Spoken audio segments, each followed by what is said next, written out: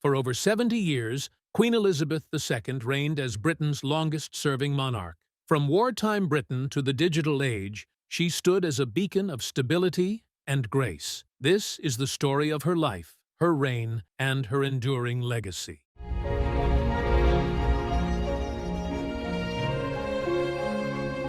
It's like being brought up in a monastery with glass walls. Everyone can look in, and every moment of weakness, it'll all be seen and exposed and ridiculed.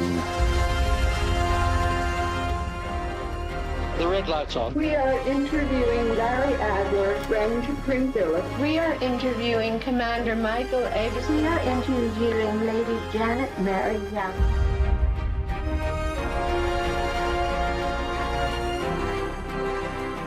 For the first time in her reign, the Queen put family before duty. We could now be witnessing the end of the monarchy, and the reigning Queen could possibly be the last.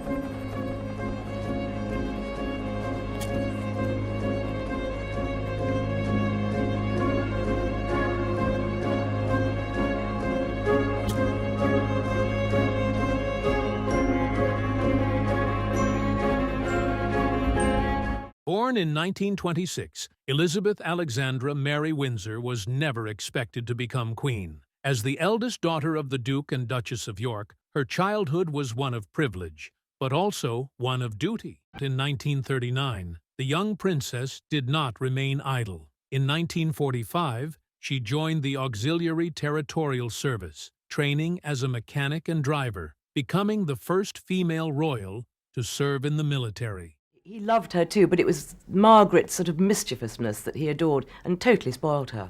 As Vanguard bound for South Africa, the young princesses were filmed with their mother and father during the long journey to Cape Town. It was 1947, the first royal trip to the Empire since the war. It was also in 1952 marked a turning point in history. At just 25 years old, Elizabeth was thrust into a role of immense responsibility. Through wars, political shifts, and societal transformations, Queen Elizabeth II remained steadfast. She modernized the monarchy while honoring its traditions. Beyond the crown, Elizabeth was a devoted wife, mother, and grandmother. Her marriage to Prince Philip lasted over 7 decades, a testament to their enduring bond. There might have been 40 more years as princess.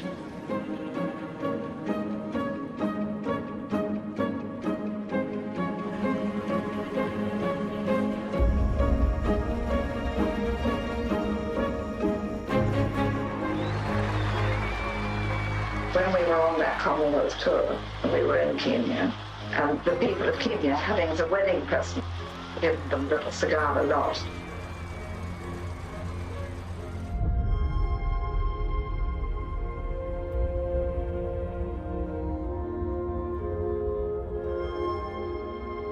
We had a day or so there to adjust and rest and do things.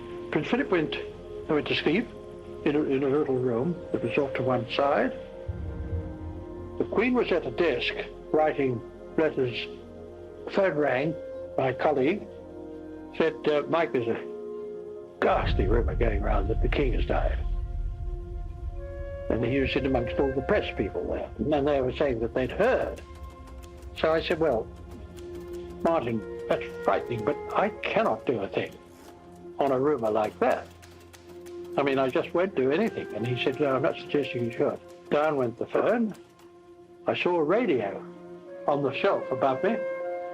And there's a door open to where the Queen is sitting. So I shut the door and switched on the radio and hunted about for the BBC. And then I could hear the bell of Big Ben. I thought, me, God. So my hair stood up a little bit more. This is London. It is with the greatest sorrow that we make the following announcement.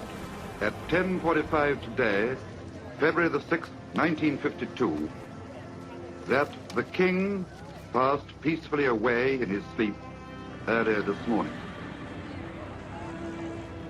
And that was that. So I whizzed round into where Prince Philip was sleeping and told him. His first reaction was one of almost as though a huge weight had hit him. And he just stood there, silently, and thought. The implications of the fact that she's becoming the Queen. And then he straightened himself up and he went in to tell the Queen.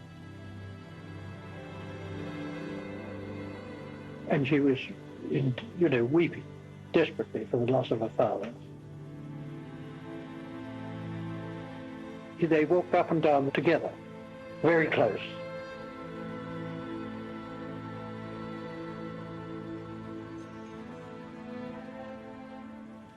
And then she straightened up,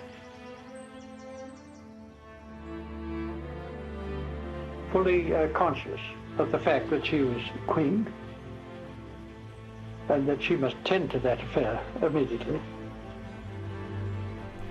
And she went into the desk that she'd been working on and started to send all these telegrams off around the Commonwealth and to friendly countries like the United States and so on.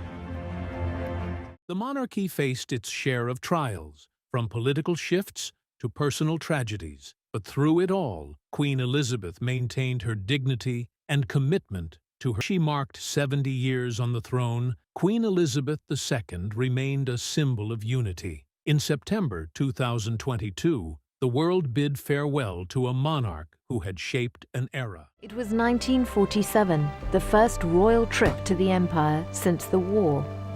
It was also a queen who served with unwavering grace. Elizabeth II's legacy lives on in history.